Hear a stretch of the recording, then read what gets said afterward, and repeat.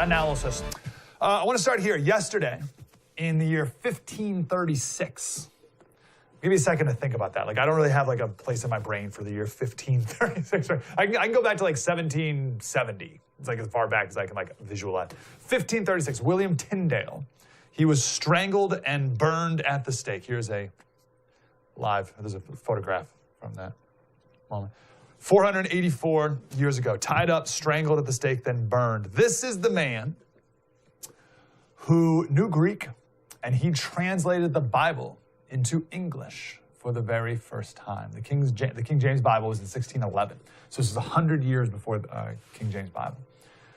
Very few people could read Greek or Hebrew, and then he was in England, and the Pope he's the head of the church in Italy, and he didn't like that. Tyndale didn't. So he translated the Bible and then smuggled it out to a bunch of people. His famous words were, if God spare my life, I will cause a boy that drives the plow to know more of the scripture than you. Speaking to the Pope.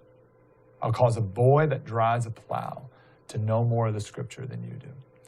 And he paid for it with his life. His last words were, Lord, open the King of England's eyes. So I share that story. It happened yesterday, 484 years ago. But I share it because this clip from MSNBC, I can't get over it. I cannot get over this clip here. So this is Trump arriving to the White House, and then he took his mask off. Okay, I want to be clear. There's no other context to this there's no other context that could even make this clip like reasonable in any way. But there's no other context. He didn't do anything else. He got there, took his mask off. Here's what the MSNBC host said. I want to echo, I think what can only be described as the shock. I think that we all feel there are moments in this job when you realize that you're witnessing some of the great horrors of history. The great taking off. Like she's acting like Trump got off the helicopter and just opened fire and just started killing political prisoners. Just like right in front of the camera. Like the great horrors in history. We can pick an infinite number of horrors in history. I mean, that's why I just picked the Tyndale one, because that's a horror that happened, yesterday in world history. Right? So to say that Trump is taking off his mask is one of the great horrors in history, I'm going to put it very, very nicely, is lacking perspective. And when you lack perspective, and when you're a narcissist, then you live a life in perpetual fear. If you lack perspective, you live a life in fear, and fear robs you of joy. And I think that's the state of our country today. Let me quote John MacArthur on this. He said, fear is a liar. Fear lies to you. Fear tells you your future's not under control. That's a lie. Don't worry about tomorrow. Tomorrow will take care of itself. You've got enough trouble today. Deal with that. God will be there in the future. Hebrews 13:8, Jesus Christ is the same yesterday, today, and forever. Don't cripple the present by worrying about the future. You destroy your joy and you lose the present. My argument is that we live in such a godless culture. People are walking around in a constant state of internal unrest, and then that leads to external unrest on an individual level, right? So if you have internal unrest constantly all the time because you're worried about the future, so you have internal unrest, then you're going to make bad decisions, and you're going to have a bad attitude, and things are not going to go well in your life. So externally, you'll have unrest. And then when we live in a country with millions of people with internal and external unrest, then we become a country in a constant state of unrest. And just log on to Twitter to see that in action. Yesterday, we showed the tweet from Michael Beschloss. He's a presidential historian, author of 10 books, PBS NewsHour documentarian. And he talked about, news contributor. And he talked about how, we never have presidents get up on balconies. That's for authoritarian strongmen. And then people are just posting pictures of every single president ever on the balcony of the White House, right? That's a presidential historian who lacks perspective. Does it make sense? So people lack an eternal perspective. And when you don't believe in God or heaven or hell, then this world is all you have.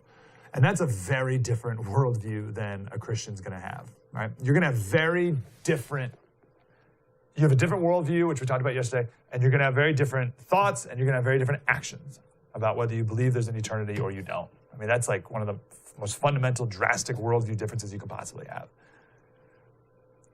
So that's eternal. But then even in the moment, right? So 2 Corinthians 4:17 says, for this light momentary affliction. That's Paul. All right, Paul knew affliction. And he called it this light momentary affliction is preparing us an eternal weight of glory beyond all comparison. As we look not to the things that are seen, but to the things that are unseen. For the things that are seen are transient, but the things that are unseen are eternal. How about that for a life-changing perspective? All the difficult things that we experience in our life are but light and momentary afflictions. So to call what Trump did yesterday, where he took his mask off, one of the great horrors of history, that doesn't even compute. I don't even, Trump taking his mask off when he got to the White House, if you're to rank the great horrors, right? You're gonna rank them out.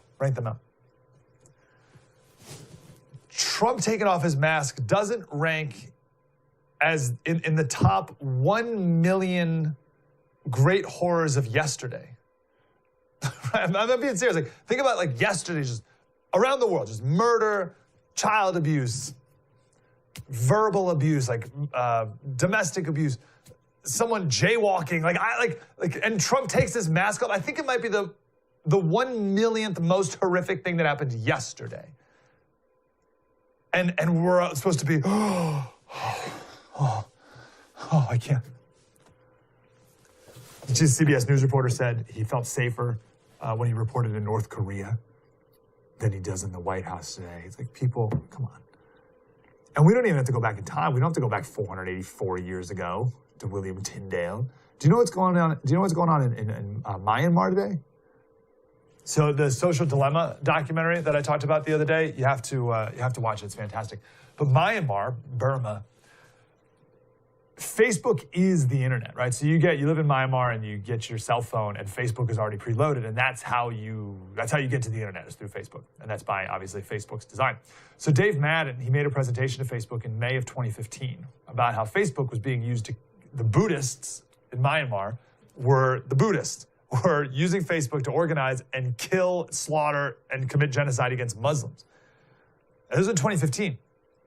And Facebook, we're horrified and we're going to take this very seriously. And then Dave Madden went back in 2017 and said, I don't know what you guys have been trying to do, because whatever it is not working because it's getting worse. Now, I want to emphasize again, these are Buddhists, okay? These are Buddhists. So it's all the critical race theorists talking about white supremacists, blah, blah, blah, blah. These are Buddhists gathering together to kill Muslims, and it's happening right now. Today. It's been going on for 5+ years. Today. I've never heard of it. Have you ever heard of it? Have you ever heard of Myanmar? Have you ever heard of the Myanmar Muslim genocide happening today? I haven't even heard of that. They think it's over 35,000 deaths. Almost 1 million Muslim refugees have had to flee. Myanmar, it's like next to Thailand and Laos and Vietnam and India, kind of like that neck of the wood. Almost 1 million Muslim refugees have had to flee. Entire Muslim villages destroyed, burned to the ground. That's like medieval stuff. Pillaged, girls raped. It's believed 18,000 girls have been raped.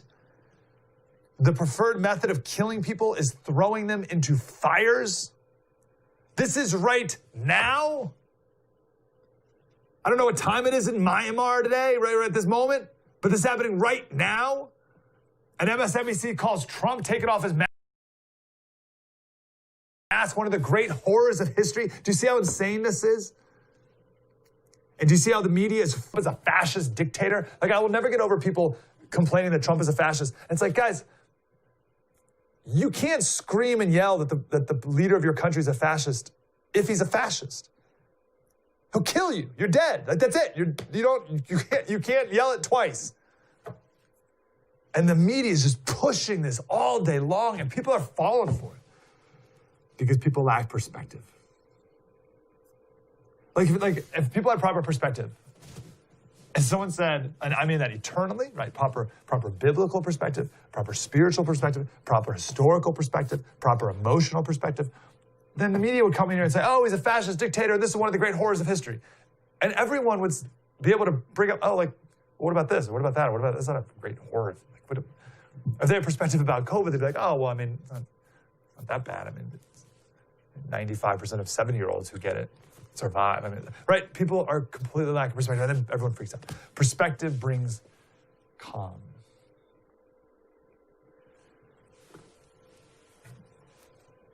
If you don't have perspective, you can't compare it to anything. So everything's the worst ever. That's what narcissism does too, right? If you're narcissism, you're living within yourself, and you can't see other people, so everything that you're experiencing is you're the only person who's ever experienced it, and it's the worst thing ever in the history of the world. So if you're a narcissist, you can't have empathy. And if you're a narcissist historically, you have nothing to compare the present moment with. And you don't even have to be like a story in like an epic story. You can just compare Trump taking off his mask with the Black Lives Matter rallies of tens of thousands of people. And so they compare, and like, that's hypocritical. But then you compare Trump taking off his mask with the mass genocide that's taking place right now in Myanmar. And that just gives you a little perspective. And I hope the perspective brings peace. And that's the goal right now. That's what I need more than anything, is I need some peace from the absolute hysteria. I'm not going to let them manipulate me anymore. The chief investment officer at UBS Global Wealth Management, just last week, said that gold may hit $2,000 by the end of the year. It's at $1,800 right now. The head of real asset strategy at Wells Fargo said you got to buy gold. They're predicting $2,300 per ounce. And then Bank of America just said that gold may hit $3,000 by the end of the year. So whether it's $2,000, $2,300, $3,000, whatever, the consensus is it's going up. And yesterday, the federal government talking about a $2.4 trillion stimulus package. What do you think this is going to end well for the dollar? I think the dollar is going to hold up throughout all this? Not a chance. Trump sent one tweet yesterday, and the stock market tanked. We need something more real than this. Get gold, own gold, have it in your hand. And then, so there's that, more long-term, but then also, geez, if things hit the fan, it's good to have gold in your possession. Patriot Gold Group, they are America's highest rated precious investment firm, rated by Consumer Affairs, Retirement Living, A+, Better Business Bureau, AAA Business Consumer Alliance, 5 stars from Consumer Affairs, 4 years running. They're absolute first class, best of the best. There's no one better. Let's do this now. 28 days till the election, something like that, right? This is, do it now. Own gold. Give them a call. You get a free investor's guide. Any question you have, a human being is going to pick up the phone. 1-800-798-4260. Tell them you listen to True Story Mike Slater, and they're going to treat you right. I promise you. 1-800-798, number right there at the bottom of the screen, 1-800-798-4260. It's Patriot Gold Group.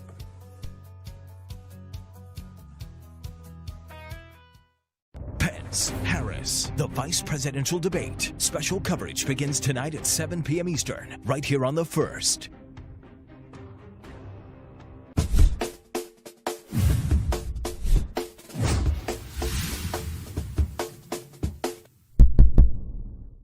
Modern society and the way it treats kids is a little weird. But if you'd like to have a laugh, look no further than this recent Slate article. We're raising our daughter gender neutral, but she only wants pink dresses. Where did we mess up? Where did we mess up? Well, I'm guessing that the answer to that question requires a lot of deeper self-reflection, my friends. The mother writing this piece is actually asking for advice. She and her husband can't seem to agree on how to deal with their daughter, who is obsessed with pink things. Our daughter adores the color pink, insists on wearing dresses, and is currently obsessed with accessories. I am fine with this, though I hope it will be a phase. Listen, guys, look, just hear me out for a second.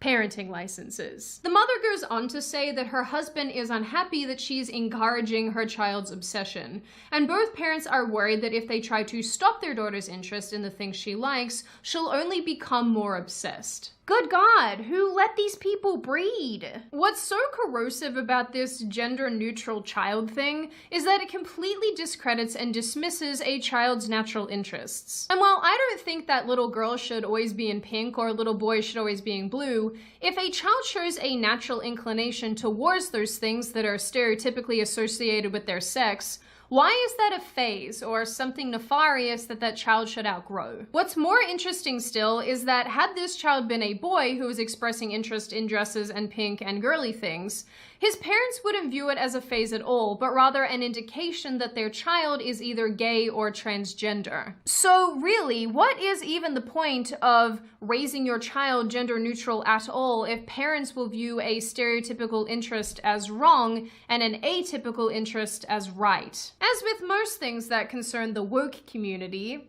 it makes no sense. Parents like this seem considerably more interested in appearing woke and enlightened, rather than doing the right thing by their children, which kind of leads me to believe that maybe they shouldn't have kids at all. I was one of those children who grew up not wanting or liking girly things. In fact, if anything, I wanted to steal all my brother's clothes and all of his toys, which is precisely what I did. But my parents never viewed that as good or bad. I just happened to like what I liked, and they were fine with that. Thank you, Mum and Dad. The fact is, the way that we are forcing gender and gender ideology onto children these days is not helping anyone. And asking if you are messing up because your child naturally likes something and shows a natural inclination towards things is beyond unhelpful. And getting mad that they like something that is traditionally associated with their sex is even more bizarre. Try this one on for size. Let these kids be kids. And stop trying to shove a natural interest down their throat just so that you can appear woke. Parents have an enormous responsibility to do the right thing by their children. And forcing gender theory onto children, especially before they can walk or talk or do anything useful, is incredibly corrosive to that child. And any parent who is angry or upset because their child is showing interest in things traditionally associated with their child's sex should honestly be ashamed.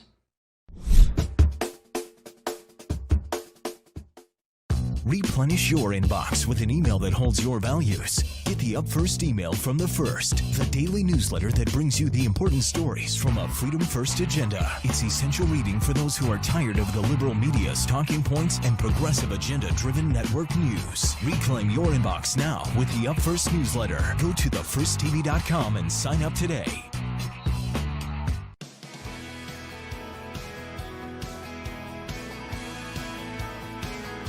Hey, Cider Crusaders. Yesterday on Jesse's show, he said, "We are so fat, rich, and bored, we panic over anything now." And then he put on his Twitter, he said, "America is the millionaire with a flat tire on his Rolls Royce, cursing the sky and screaming, 'Why me, God, why me?'" And that guy's in for a rude awakening when problems, actual problems, finally come his way. And that's where we are in America today.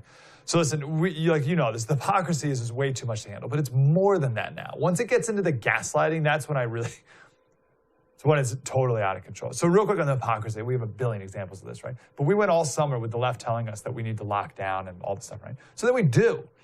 And then we have these Black Lives Matter rallies all over the place and they're no problem whatsoever. Like, I'll never forget the picture of nurses outside of the hospital. Just after this whole, you're killing, don't go anywhere, you're killing the nurses. And then, the next day, there's Black Lives Matter rallies going right by the hospital with the nurses outside applauding. You're like, what's going on here? And now CNN won't even play the video of the president taking off his mask at the White House because the guy was like, "Oh, take it off. That will kill people." A video of the president taking off his mask will kill people? There's a video going around. Actually, play it here. It's my a funeral. Privilege to have been asked to conduct our service today to celebrate the life of Alan Wright. I therefore offer you all a very warm welcome as we unite in love and friendship to... You have to put the chair back, I'm afraid. You can't move the chair to a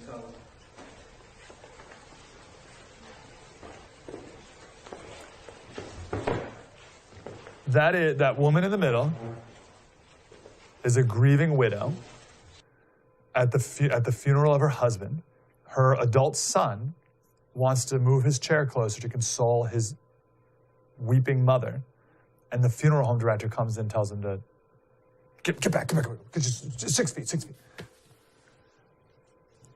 George Floyd gets to have a funeral packed with, do we have the picture of it? I'm bad at guessing numbers, but it's over 1,000 people in it, packed inside. I mean, we get the hypocrisy. Like, your business shuts down, Nancy Pelosi can go get her hair did without a mask. And somehow that's your fault. She's the victim, you're the, right? But that's all hypocrisy. Whatever, that's fine. Or whatever. It's when it gets into gaslighting that I think is a really sick thing. This is Michelle Obama yesterday. They're stoking fears about Black and brown Americans, lying about how minorities will destroy the suburbs, whipping up violence and intimidation. And they're pinning it all on what's been an overwhelmingly peaceful movement for racial solidarity. It's true. Research backs it up. Only a tiny fraction of demonstrations have had any violence at all. So what the president is doing is once again patently false. It's morally wrong. And yes, it is racist.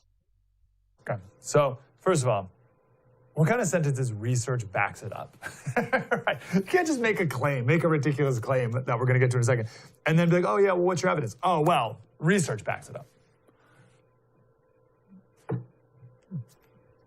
Okay, like what do you have? Like, what are you talking? Like, oh, well, research. Like, who's the person that's like, oh, okay, thank you. I didn't know research backed it up. Thank you. Like, what is that? Well, how about this claim? Conservatives are whipping up violence. Conservatives are whipping up an overall peaceful movement.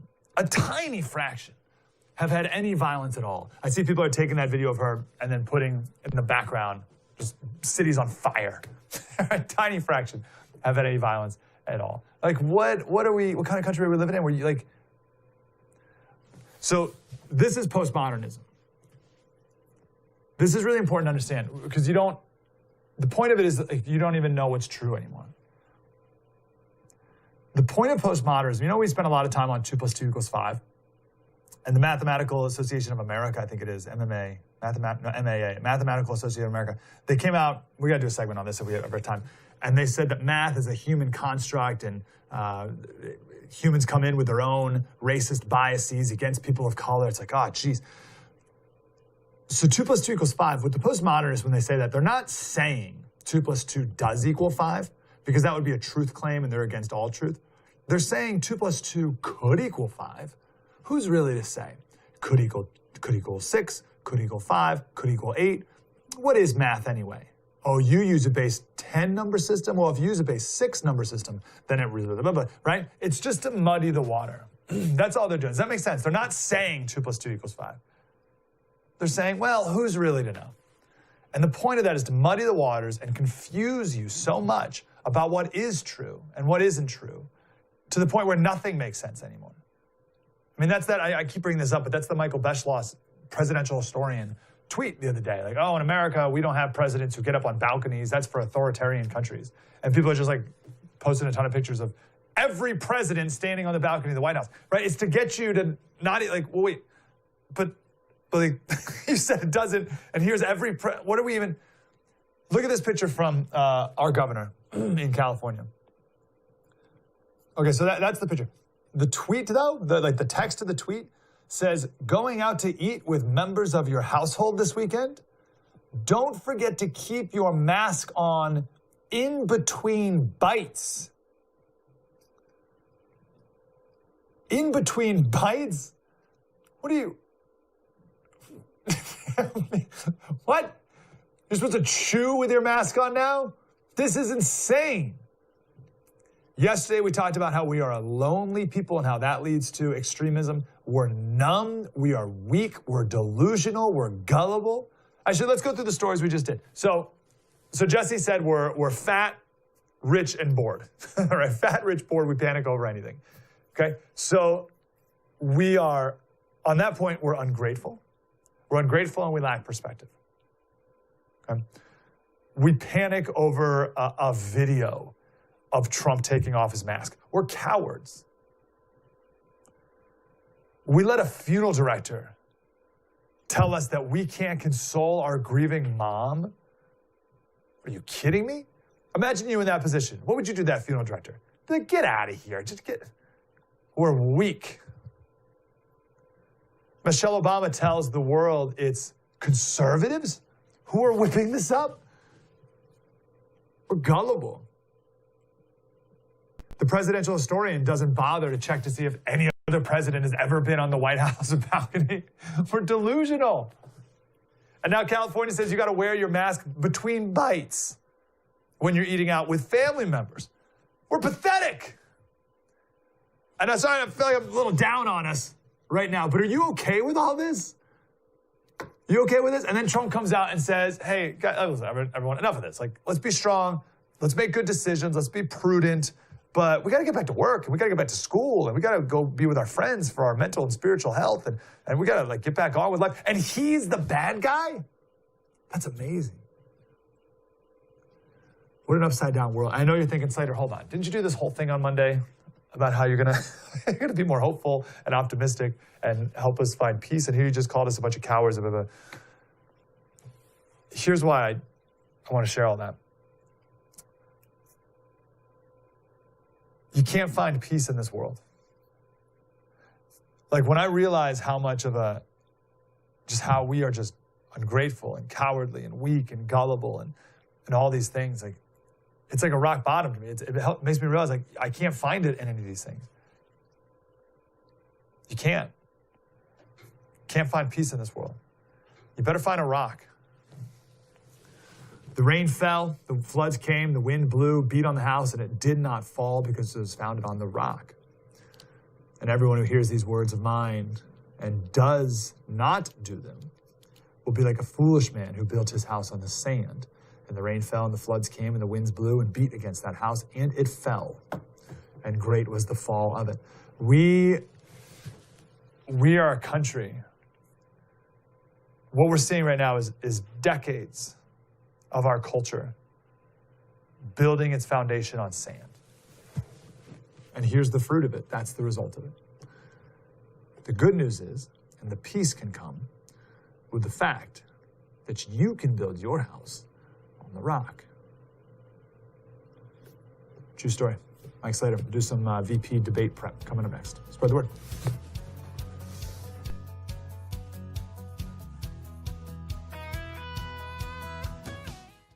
Bill O'Reilly joins Jesse Kelly live immediately following the debate. Stay right here on The First for complete post-debate analysis. Hey guys, Buck Sexton here. If you love watching my show on The First TV, then make sure you stay connected with us on social media. You can follow us on Facebook, Instagram, Twitter, Parler. You can even watch us on YouTube. Stay connected and stay informed with First TV anywhere and everywhere. We'll see you there. Looking for an email you actually want to read? We've got you covered. Sign up for the Up First newsletter only from The First. Every morning we deliver the day's essential headlines and prepare you for what everyone will be talking about. Plus, you'll also get instant analysis and real facts, helping you cut through the liberal mainstream media spin. Don't wait. Sign up for the Up First newsletter right now at thefirsttv.com.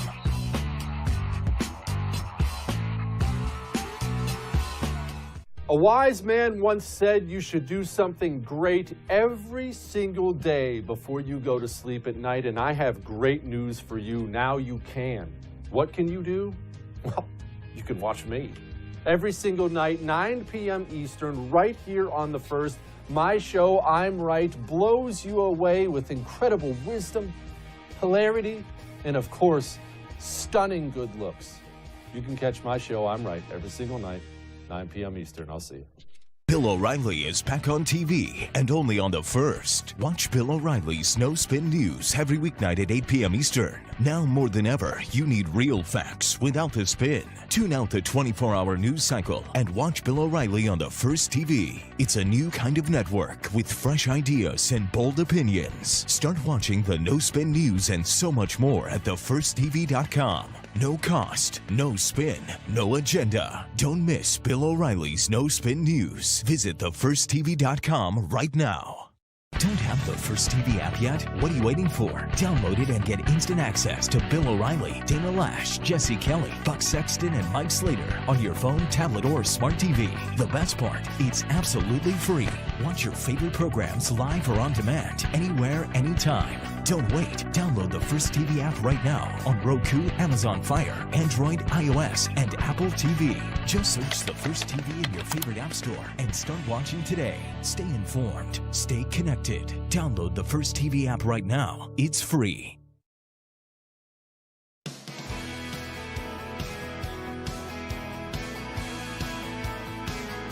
Hey, Slater Crusaders, to prepare for tonight's VP debate, which again, we're going to have debate coverage starting at 7 o'clock Eastern tonight, and then we'll air the debate at 9 o'clock. And then afterwards, we got Jesse Kelly hosting, and Bill O'Reilly is going to join for some post-debate analysis. For some pre-debate analysis, I want to go to one of our favorite guests, David Petruzza, historian, many different books. The most relevant here would be 1960, LBJ versus JFK versus Nixon, the epic campaign that forged 3 presidencies. Mr. Petruzza, how are you, sir? Good to be back. Good to talk to you again. So let's start big picture here. So I despise the debates. I'm not going to go off on a whole rant about it, but they have nothing to do with being president. They have nothing to do with any skill sets that have anything to do with anything in life at all. And I hate every single part of them. So that being said, what do you think of them? And why do we do it this way? They're mislabeled. It's a fake debate. They're not really debates. If you've ever participated in a real debate or judged one, you realize that this moderator stuff really means that we're having 2 joint press conferences. And in a real debate, there would no interruptions. People would make a case. It would be on one topic, right? Okay. And then you would go back and forth and rejoinder and bang, bang, bang, bang, and summation. So what we have are not really debates. We did have early on in the history of presidential debates. First off, the first one I can find is a real outlier. In 1936, Senator Arthur Vandenberg of Michigan debates a phonograph record of Franklin Roosevelt on CBS Radio. CBS Radio is aghast at what happens and pulls him off the air. Then in 1948, there is a real debate. It's in Portland, Oregon, the font of all good things. And it's between Harold Stassen and Thomas E. Dewey. And they are debating whether the Communist Party of the United States should be outlawed. And Dewey says, no, we shouldn't. And he wins that debate. And one of the things he says is, look, we have a lot of communists in New York State, and I know how to deal with them, and you deal with them out in the open. And that's really the first debate until 1960. And the first debate in 1960 is not JFK versus Nixon. It's JFK versus Hubert Humphrey in the West Virginia primary. Kennedy wins that, of course, because he's Jack Kennedy. And then there's another debate, which is JFK versus LBJ at the Democratic National Convention. And it's almost completely impromptu. And Kennedy wins that, really skewers LBJ at that. And then we get into the format that we know today, which is Kennedy versus Nixon. They had 4 debates back then. And in 1960, as in 2020, we've got a candidate who's taken sick. Nixon is campaigning in every state in the union. He's made a promise he's going to campaign in all 50 states. And he bangs his knee on a car door in Greensboro, North Carolina, takes sick, and is in the hospital for 2 weeks. Rushes out to catch up on his 2 weeks, a hole in his schedule, right? And he's sick, he's lost 10 pounds, and he looks like hell, and his clothes are hanging on him. You see a little bit of this in Biden now, where his clothes look too loose on him. He's lost weight too. And then so Nixon rushes into Chicago, doesn't rest up. Kennedy rests up. One of the ironies in that campaign is Nixon was always healthy, and he's sick in that campaign, and JFK is always sick until that year. But Kennedy makes the smart move. He preps for the debate. He takes it seriously. He's in a hotel room in Chicago a couple days before, taking it easy, and he looks great. And Nixon does not. And now we talk about the venues for debates and where people are shields and this and that. And so one of the arguments, and everyone's got handlers now. Well, they had handlers then. Nixon, if you're old enough to remember, really sweat. And he sweat like crazy in those debates. He was very sensitive to heat. So they would have the battle of the thermostats. And the Kennedy people were turning up the heat, literally, on Nixon every debate. And Nixon people would go back and grab the thermostat and crank it down. But also in the third debate, what you get is the split venue. There was a scheduling problem for some reason, and they're not in the same room. They're not in the same time zone. Kennedy is in New York, and Nixon is in Los Angeles. So we've been there before on this, where we might have to do the same thing again if we do have another debate between Biden and Trump, that they don't have to be in the same room. Yeah, how did that? And how you did don't that go need in studio 1960? audiences either. Yeah. Oh, there's so many dynamics here. Technologically, did that go smoothly back in 1960? Smoothly, but it wasn't. You know, it loses something. It loses something in the aura of the whole thing, but it worked. It worked. So here's my question to go back to history, even prior to this. Is the fact that what these things have become is just a regurgitation of 1 minute talking points?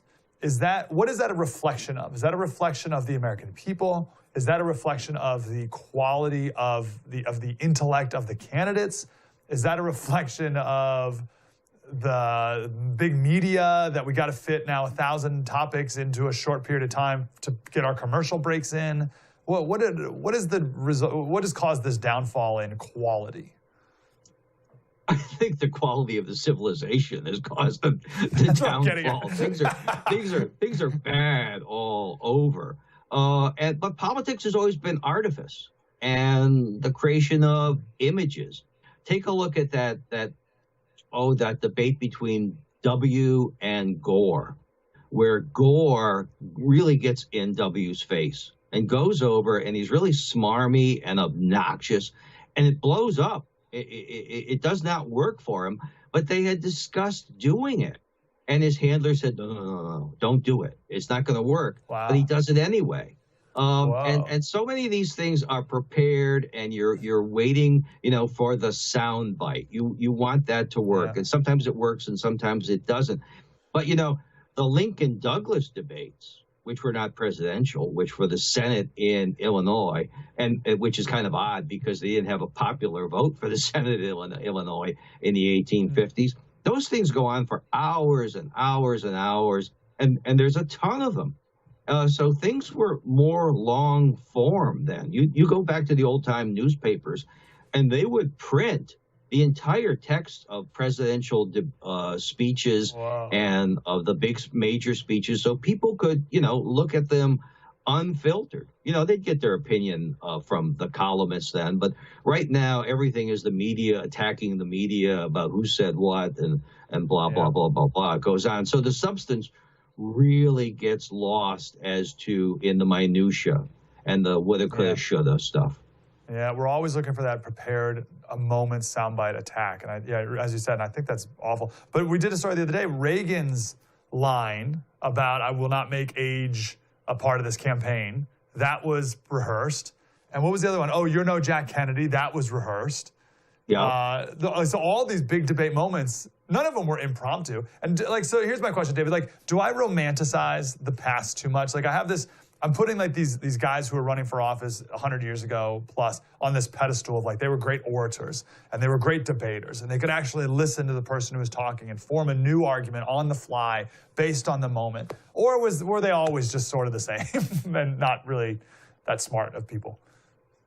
It varies. I mean, you had some real political hacks back then, even and crooks. Yeah. One of the reasons why they went to direct election of U.S. senators is because a lot of bribery was involved in these things. So, in 1920, when I wrote my book on the 1920 election, I dedicated it to the folly of man and the mercy of God, because people were not exactly perfect then either.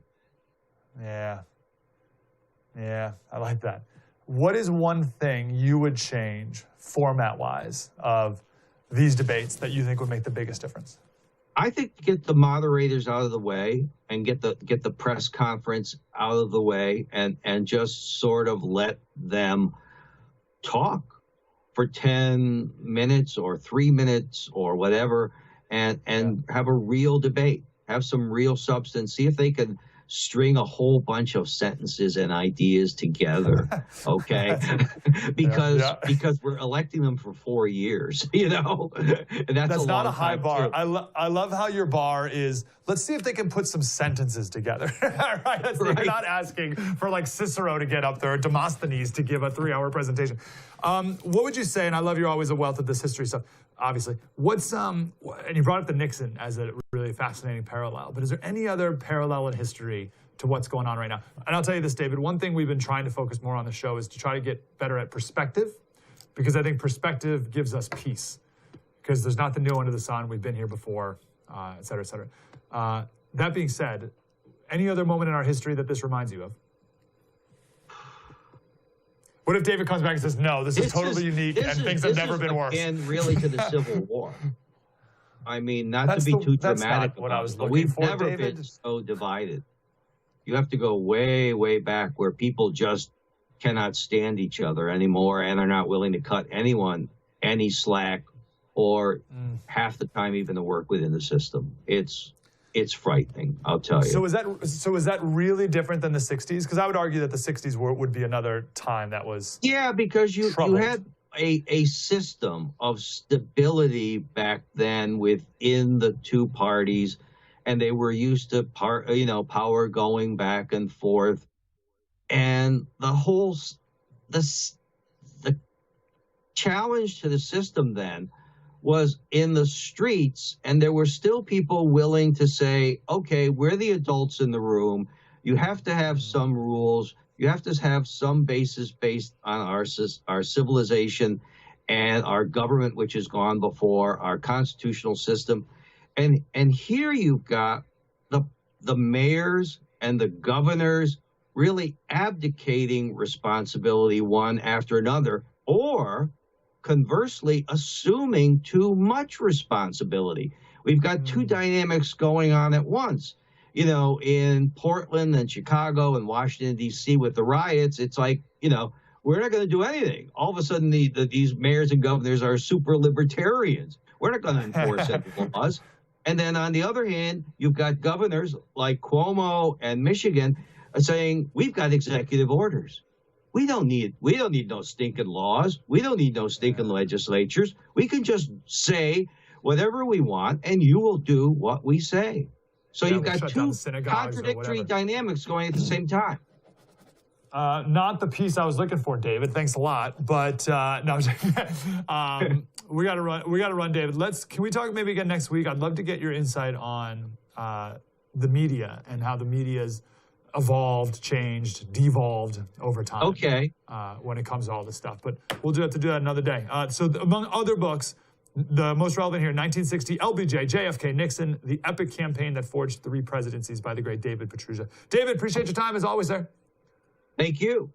Thanks so much. Have a wonderful day. Again, debate coverage tonight starts at 7, 9 o'clock Eastern. We're going to air it, of course, right here. And then we'll have post-debate analysis, Jesse Kelly with Bill O'Reilly. True story. Mike Slater, spread the word.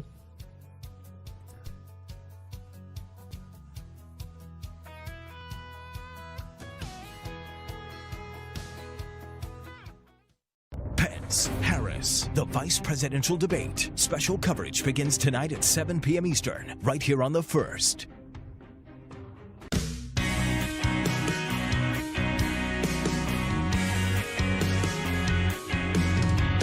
Hey everyone, it's Madison Jessiato coming to you once again with the good news.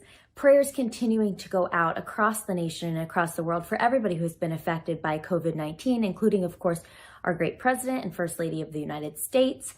But as you know, we continue to go through this, we're all in this together, and through the ups and downs, there are always reasons to smile, and that's why I'm back once again to share some of my favorite stories of the week with you.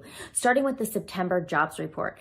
The September jobs report has been released and is definitely better than expected in a lot of ways. 661,000 jobs added in September, with that unemployment rate dropping lower than many expected. It was at 8.4% in August. People thought maybe it would go down to 8.2, but we're seeing it drop under 8% at 7.9% as we continue to recover as an economy from the coronavirus pandemic and the impact that this has had on our nationwide economy. So we'll keep track on that as we head into the rest of the year and obviously in Q4. And one other reason to smile, you know, so often I'm sharing different dog videos and pictures and good news with you guys. Well, you know what? It may actually be helping our health. A study conducted by the University of Leeds in the United Kingdom has shown that watching images and videos of cute animals for 30 minutes actually can affect your blood pressure, your heart rate, your anxiety for the good. So we're going to keep sharing some of those with you guys in the good news. And of course, you know, we've all played the lottery. I haven't won yet, but I've been hoping to for a long time. But this Wake County man in North Carolina told his wife, I am going to win the Cash 5. Of course, she didn't really think he was going to win, but guess what? He is now the winner of the Cash 5. And his wife said, you know, he always said he was going to win this.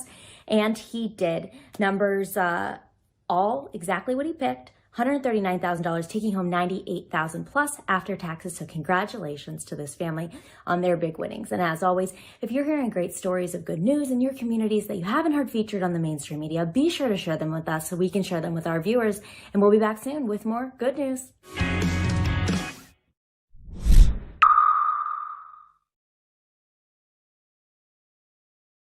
Don't have the First TV app yet? What are you waiting for? Download the First TV app right now on Apple, Google Play, Roku, or Amazon Fire and start watching today.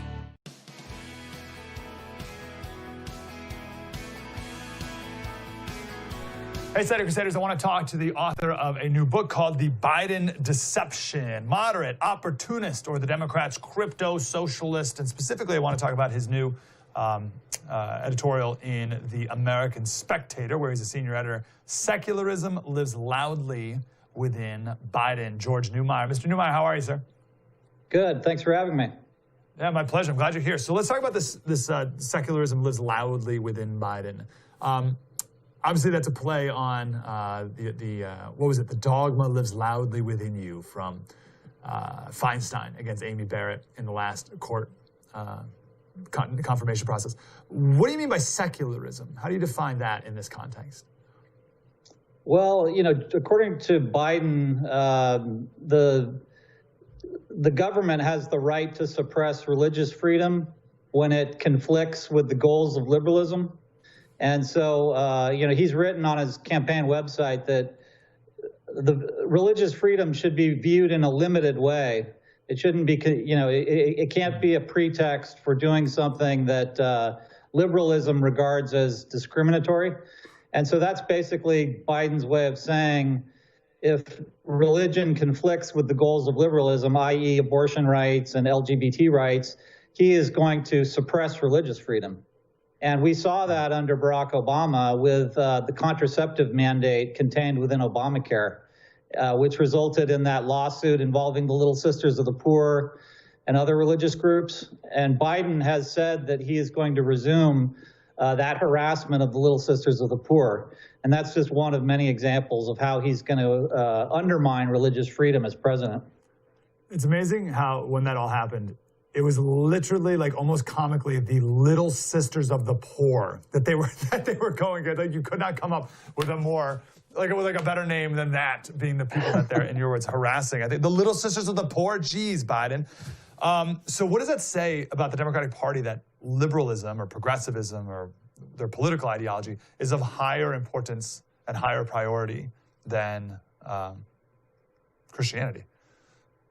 Well, I mean, it shows that they have a very ahistorical view of the Constitution. They don't interpret the First Amendment as the Founding Fathers did. You know, they're willing to turn the First Amendment on its head, basically. It was established to protect the religious, not to remove the religious from public life. And yet that's how Joe Biden views it. Such an important line. It was designed to protect the religious. Give me a little more on that. That's so important because I want to make sure people have that proper worldview and perspective as they move forward here. Can you go more into that? Yeah, well, the First Amendment basically said that the federal government can't establish its own religion, and that means that it can't establish a religion of secularism either, which would swoop down and suppress religious activity within the states. It was actually, the states, the 13 states, wouldn't agree to the Constitution until the federal government made it clear that they weren't going to come in and prevent religious activity within the states. So that was the original understanding of the First Amendment. It was a protection for the religious, not a justification for removing religion from public life completely and making the government purely secular. Yeah, every colony had their own official religion at the time, and I encourage everyone to go back and read the letter from Thomas Jefferson to Danbury, Connecticut Baptists, I believe it was, which is where the line separation of church and state really comes from, which is everything you're just talking about here. It's to protect the Baptists from practicing their religion, not to prevent the Baptists from practicing their religion. Right.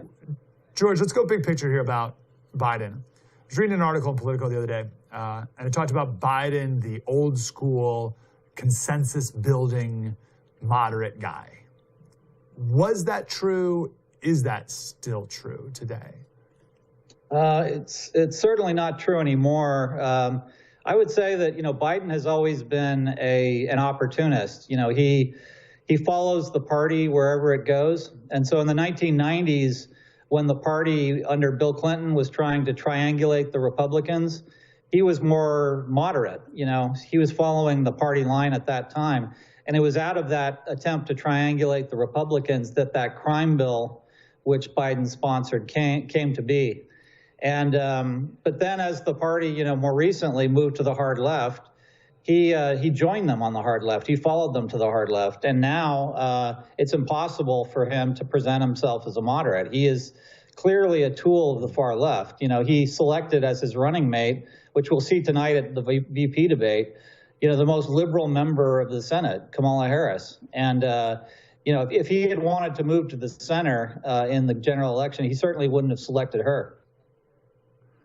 Yeah, what's one thing we need to know about Joe Biden today? Right, because again, we can reflect on Joe Biden from the 70s, but what's the Joe Biden of today that you think is most important to know? Well, I think it's, his commitment to what Obama called the fundamental transformation of the country. Biden has said that he wants to complete Obama's fundamental transformation of the country.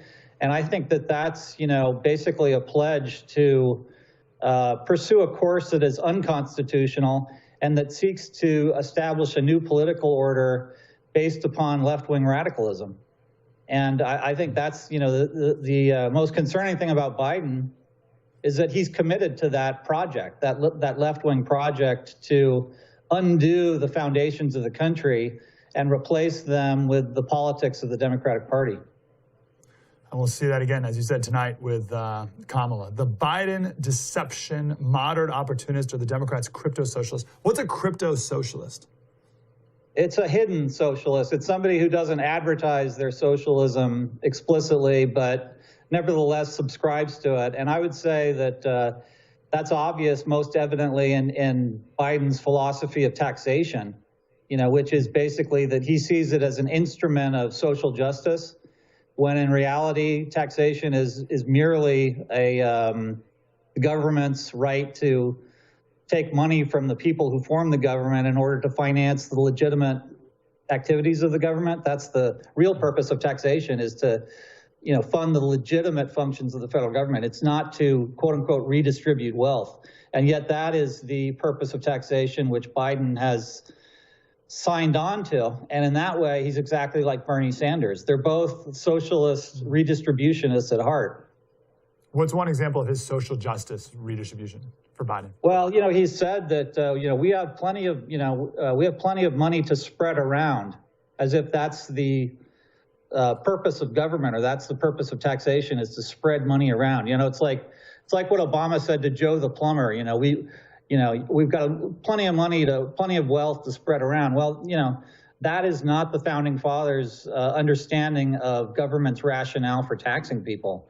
You know, the government has no right to take any money from people more than what is required to fund the government.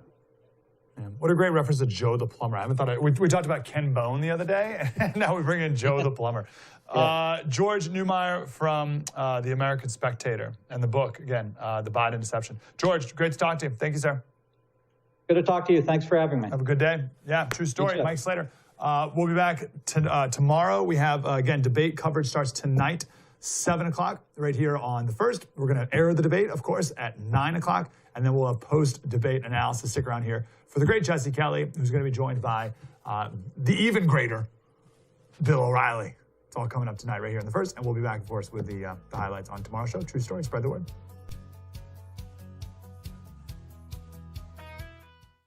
Bill O'Reilly joins Jesse Kelly live immediately following the debate. Stay right here on The First for complete post-debate analysis.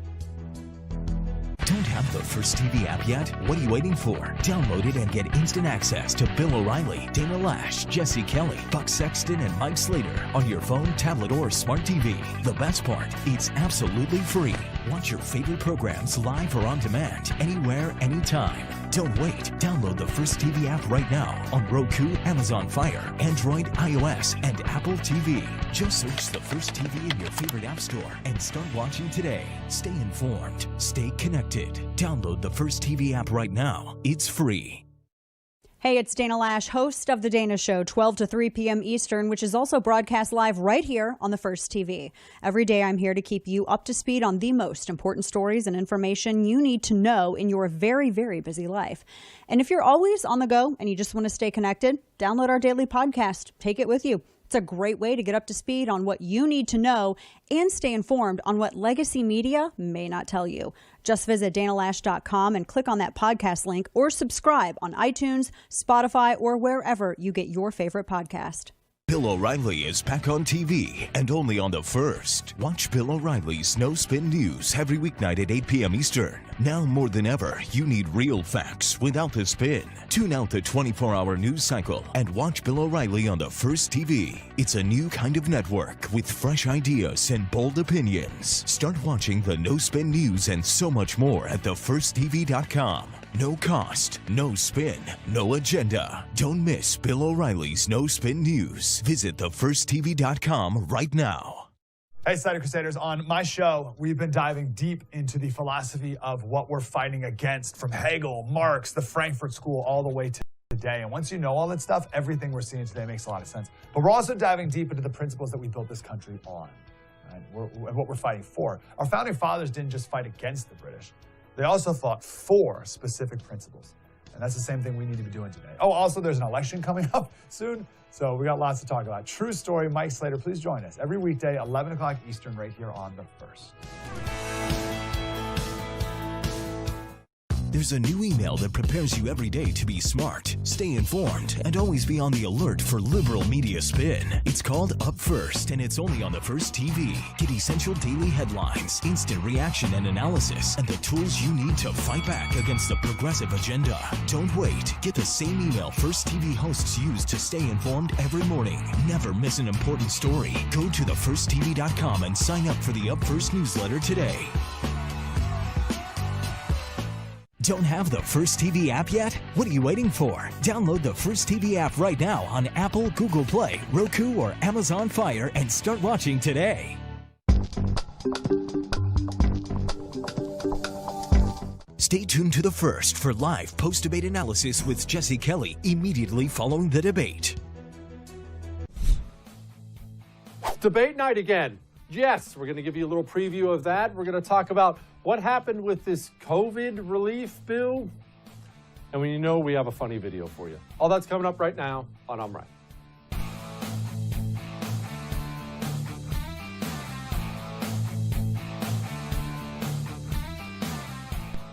You know, I don't do things like this is the only time this has ever happened. We've never seen this before. I generally don't like stuff like that because, I mean, history's a long time. Pretty much everything's happened before. But this might actually be the first time in the history of the United States of America where a vice presidential debate really, really, really matters. I mean, look, Mike Pence is the vice president, and this is nothing against the man, but the job itself is, well, what is it? And what is it?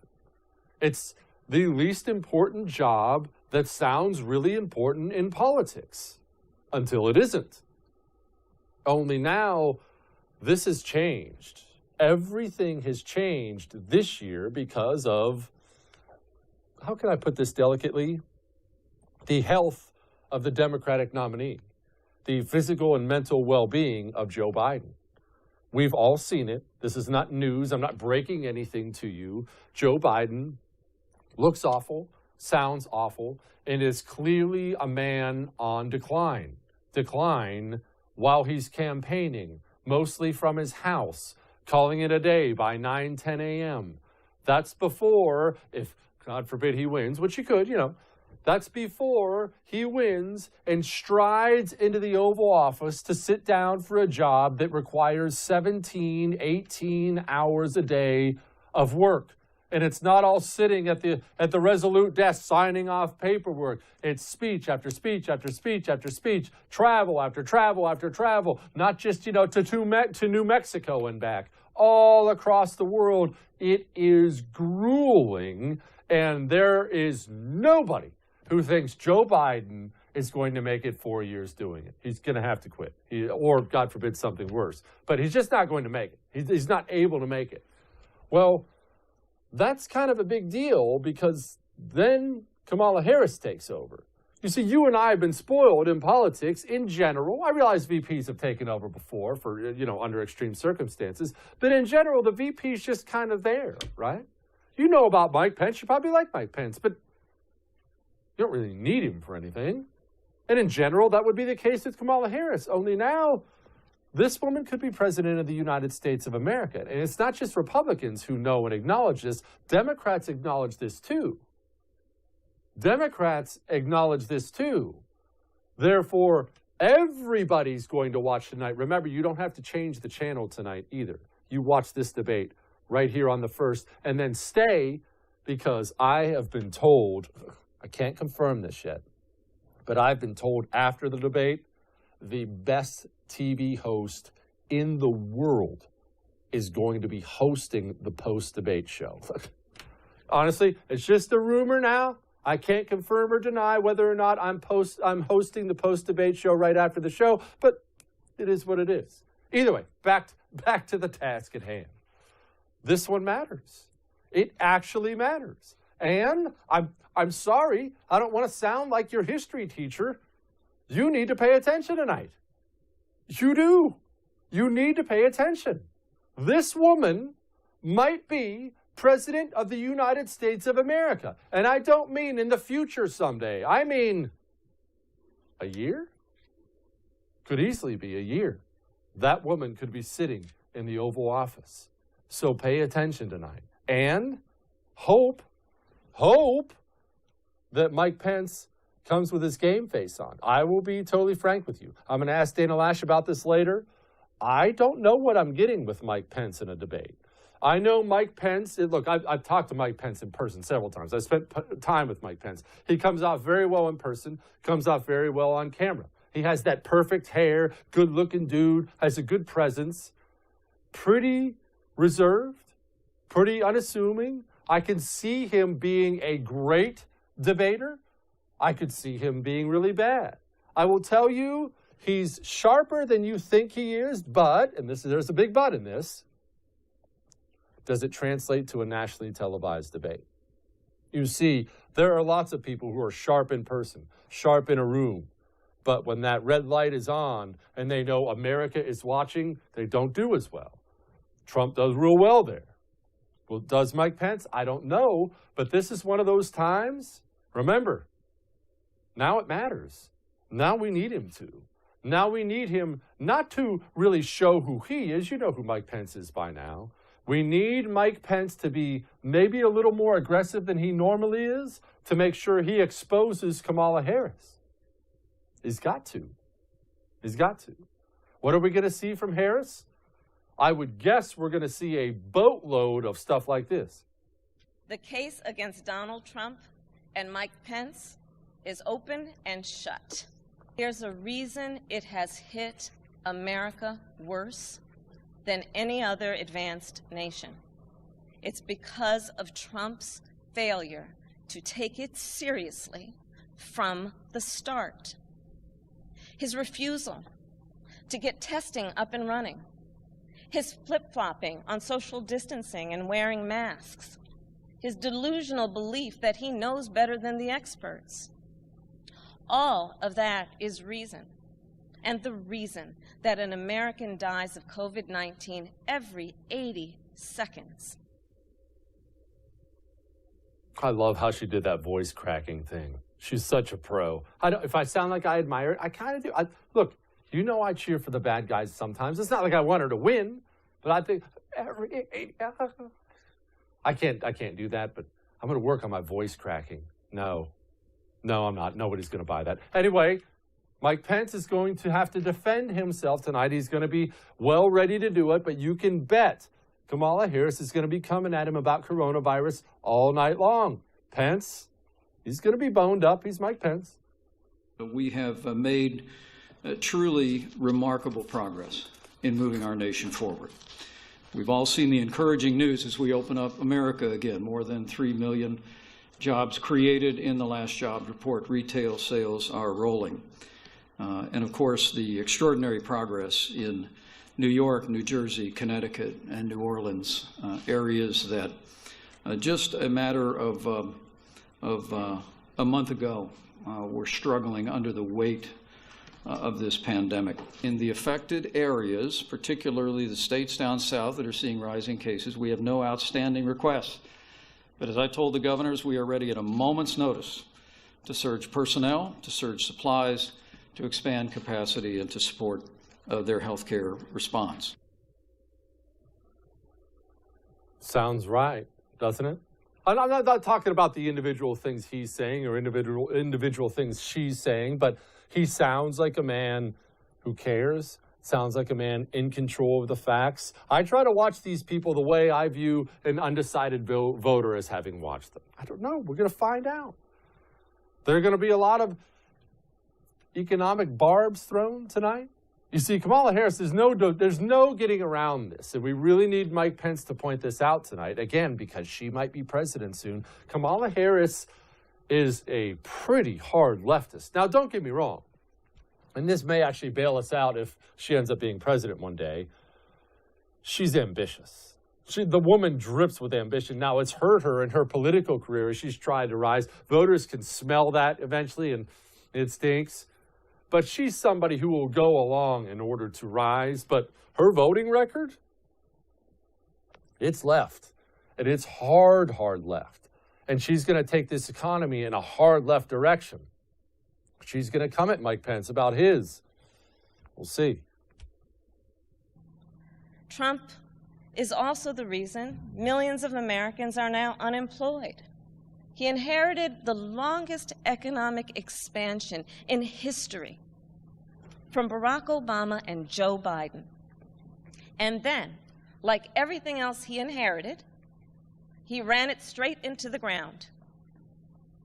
Because of Trump's failures of leadership, our economy has taken one of the biggest hits out of all the major industrialized nations, with an unemployment rate that has tripled as of today. This is what happens when we elect a guy who just isn't up for the job. Our country ends up in tatters. Do you think people buy that? I understand you're upset right now. Don't be. Stop. This is my show. Don't get your blood pressure up. Throwing stuff at the TV. I don't think people buy that. I don't know how much the American people are going to put the economic problems on Trump and Pence. I just don't know if they're going to buy that at all. But I guess we'll find out in November. Pence, rightfully so, he's out there saying, Who do you think created all those jobs to begin with? We're opening up America again. I know Wisconsin's opening back up again. I see the enthusiasm as I drove out to the farm today, and on the strong foundation that this president poured in our first 3 years that saw the creation of 7 million jobs, where we cut taxes, rolled back regulations, fought for free and fair trade, unleashed American energy. And the American economy is already coming back. In just the 2 months of May and June, more than 7 million jobs have been added to this economy. We lost 22 million at the height of the pandemic, but the American economy in the city and on the farm is coming back right here in Wisconsin and all over America. Put down the remote. You don't have to turn up your TV. There was something wrong with the sound. Don't worry about it. All that may have made you uncomfortable, but I'm right. Now, Gold Alliance. I've been telling you about Gold Alliance. You saw what the Dow did, right? It dipped and then back. We are approaching an election real soon here. Do you have any idea what that stock market is going to do if this election goes a certain way? I know you do. Protect yourself now. Get a gold IRA from Gold Alliance now, so you don't wake up the day after election day if the worst happens and look at your portfolio and go, I need another job. Go to goldalliance.com/Jesse. That's goldalliance.com/Jesse. We'll be back.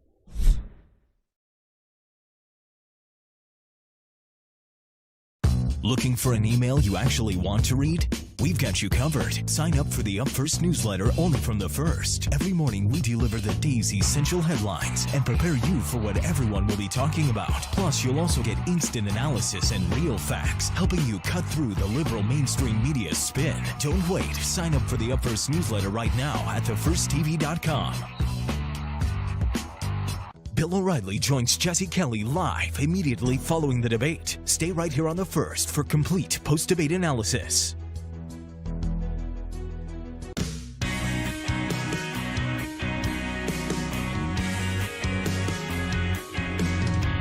Hey everyone, it's Madison Jesse Otto coming to you once again with the good news. Now, we've all seen the incredible news that our wonderful President of the United States has been released from Walter Reed Medical Center and has returned to the White House. As a result of this, we have some great economic news coming in as we see the stock market surge to a 2-week high following the president's release. So wonderful news there. And when we talk about great news and we talk about a lot of companies that have done a lot during the coronavirus pandemic, we're not looking to Qatar Airways. They have decided to give away 21,000 free airline tickets to teachers during Teacher Appreciation Week, and they can apply for this promotion online, and anybody in the 75 countries serviced by Qatar Airlines is eligible. So definitely all of our great teachers out there are going to want to check that out. And one story that really warmed my heart this week comes from a grandpa, Randy Long in Alabama. Now, Randy has a son and a grandson that he spent many years pitching baseballs to at the batting cages, and when he was cleaning out his garage, he found a bucket of baseballs. He knew that his son and grandson were now grown and wanted to make sure that someone else had the opportunity to experience the joys that spending time with family like he had. So he donated the balls to a local batting cage, and he said, with this special little note, I hope someone can use some of these balls in the batting cages. I found them clean out my garage. I pitched them to my son and grandson for countless rounds. My son's now 46. My grandson is 23, I'm 72, and what I wouldn't give to pitch a couple buckets to them again. Throughout this pandemic, we've all seen the importance of family and how important it is to spend that quality time together, because we really never know what the next day brings. No day is promised. And so amazing story, and great to hear that from Randy Long as we continue to see people all across the country coming together and supporting their families and their communities. As always, if there's a good news story in your community you haven't seen or heard featured on the mainstream media, be sure to share it with us so we can share it with all of our viewers. And we'll be back soon with more good news.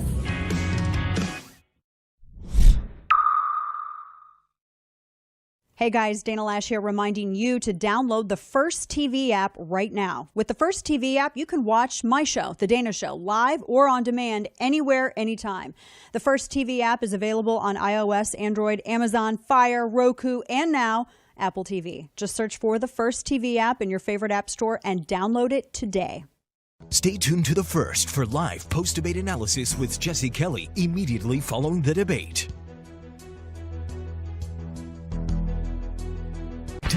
First TV app yet? What are you waiting for? Download it and get instant access to Bill O'Reilly, Dana Lash, Jesse Kelly, Buck Sexton, and Mike Slater on your phone, tablet, or smart TV.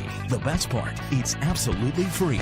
Watch your favorite programs live or on demand, anywhere, anytime. Don't wait. Download the First TV app right now on Roku, Amazon Fire, Android, iOS, and Apple TV. Just search the First TV in your favorite app store and start watching today. Stay informed. Stay connected. Download the First TV app right now. It's free. Looking for an email you actually want to read? We've got you covered. Sign up for the Up First newsletter only from The First. Every morning we deliver the day's essential headlines and prepare you for what everyone will be talking about. Plus, you'll also get instant analysis and real facts, helping you cut through the liberal mainstream media spin. Don't wait. Sign up for the Up First newsletter right now at thefirsttv.com.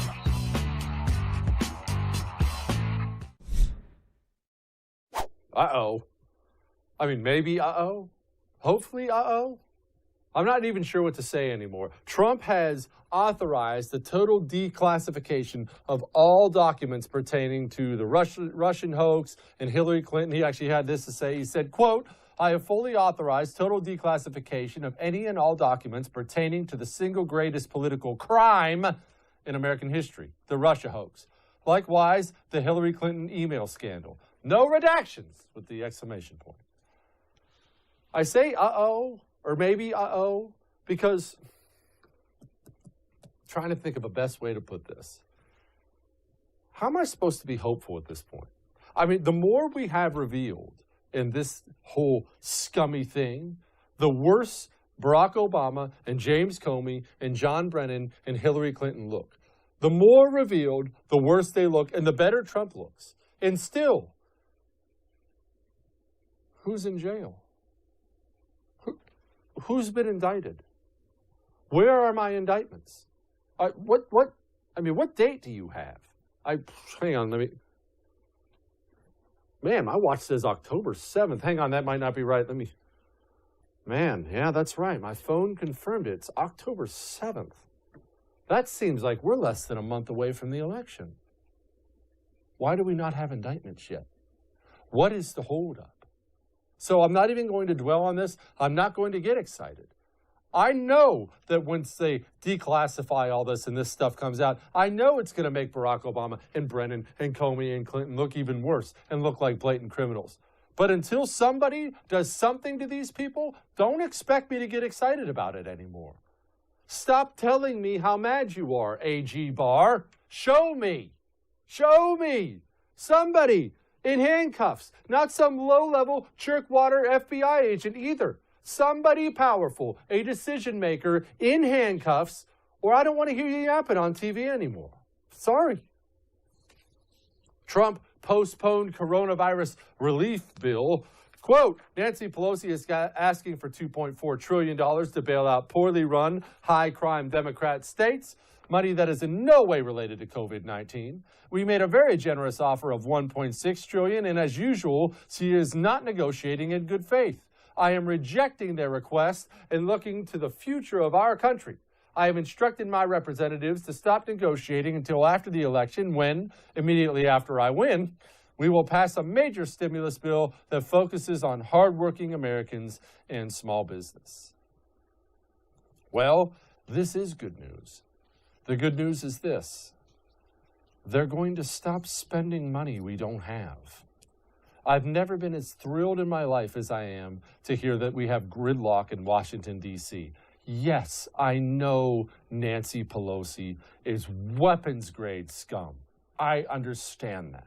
Yes, I understand she wanted $2.6 trillion, or 2.4, whatever it was, to absolutely bail out all these Democrat states who intentionally bankrupted their states about COVID. I know. Every bad thing you could say about Nancy Pelosi, I agree. But let me give you a reality of life. And this is going to be a reality, so pay attention. 1,000 years from now, historians are going to sit around and they're going to study the American empire. We'll be gone by then. Nobody lasts that long, besides the Romans. That's another point. But they're going to be studying the American empire, America's rise, America's fall. We're that big, we're going to be studied. We're not one of these second-tier countries, so that's kind of cool. And when they look at the downfall of America, They are going to sit around with each other and laugh at the absolute insanity of just printing trillions and trillions of dollars in unbacked money. And they're going to see how it resulted in the complete destruction of the United States of America. And they're not going to believe it. It's going to be one of those things where you're going to get that revisionist history. You're going to have historians 1,000 years from now saying, oh, I'm sure it wasn't unbacked. I mean, it was backed with something. And people are going to be all, no, I swear. They just printed it. Not backed with anything. They just printed it off and acted like it was real. This money doesn't exist. What America needed was for real leaders to say, we're not shutting down the country for a virus with an over 99% survivability rate. Go back to work. That's what America needed. Instead, we got lockdowns and restrictions and masks and social distancing. And now we're buried in debt. And people are out of work. And their businesses are wiped out. And now we're supposed to beg for government checks? I'm sorry. I'm not begging for a government check. Tell you. Trump went on to say this, quote, if I am sent a standalone bill for stimulus checks, $1,200, they will go out to our great people immediately. I am ready to sign that now. Are you listening, Nancy? No, she's not listening. Nancy Pelosi doesn't care about people. You know that. Nancy Pelosi is going to find a way to get a massive, wasteful stimulus bill passed that will pay off a bunch of people she loves, whether Trump gets elected again or not. I know she will, because they do it to us every single time. And we have Republicans who are unable or unwilling to stand up and say, we can't destroy America's financial system. Go back to work. There's your stimulus. Whatever. All right. Practice. Practice, practice. That's how you get good at everything, including shooting. And here's the thing, and I'm talking to you veterans out there, just because you were good does not mean you stay good. Take it from me. There was a period of time there where I just didn't want to go to the range. I was done with the whole thing. I went back and I'm looking, I'm thinking, what happened to my skills? You can practice at home now with iTarget. Did you hear me? You can practice at home now with iTarget. No more spending a fortune on ammo, on range fees. With iTarget, they'll send you a laser bullet, caliber of your choice, fits right in your weapon. They'll send you a mini target, put the app on your phone, and you practice right there at home. Go get your iTarget today. Go to itargetpro.com. That's itargetpro.com. Use the promo code Jesse. We'll be back.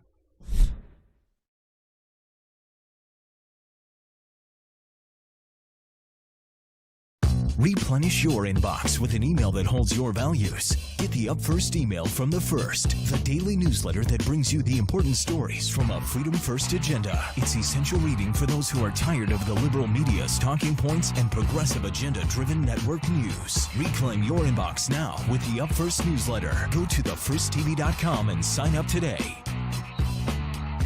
Bill O'Reilly joins Jesse Kelly live immediately following the debate. Stay right here on The First for complete post-debate analysis.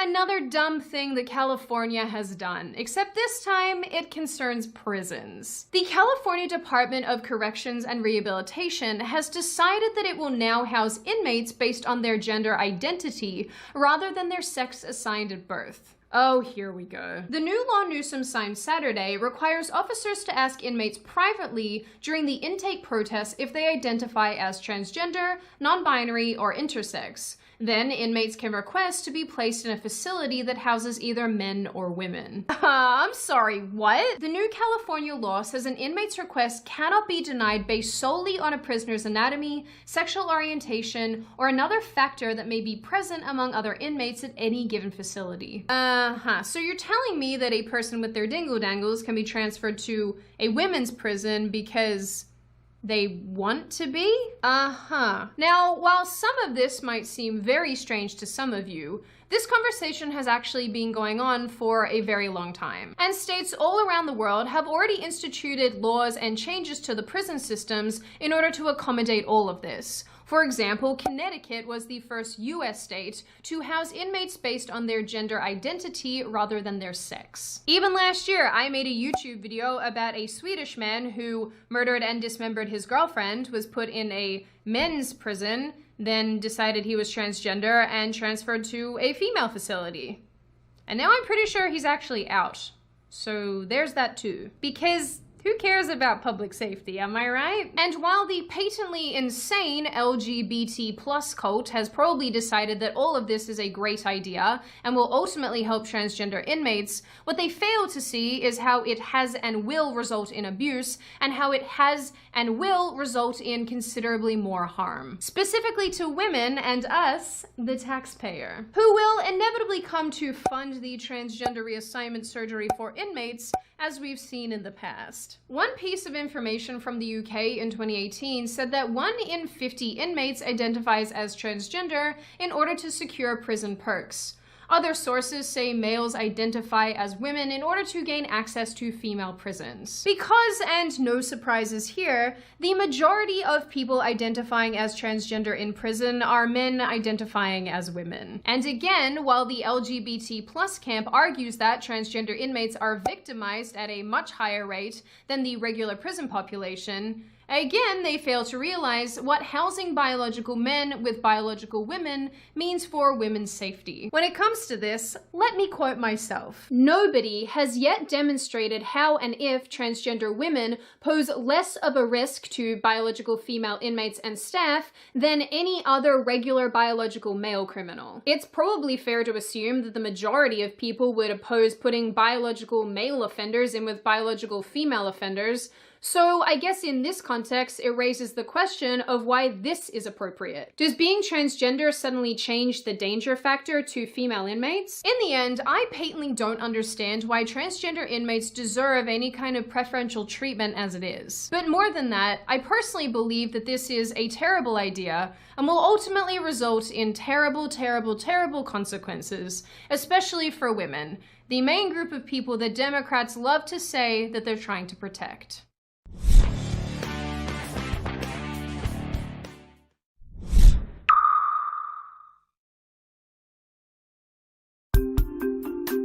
You're watching The First.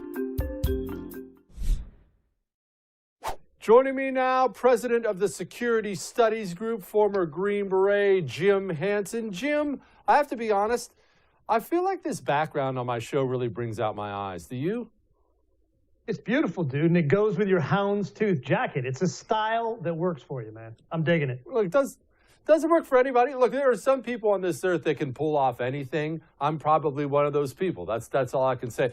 Jim, by the way, you have a book people really, really need to read. I was combing through it last week. Tell people about it real quick first. The Myth of White Fragility. When Trump was banning all that racist training in government agencies and schools and stuff, my book was out to explain prior to that what they're talking about. It's all the white privilege on steroids, all white people are racist and that stuff. It's garbage. There's no science or facts behind it, so just kill it.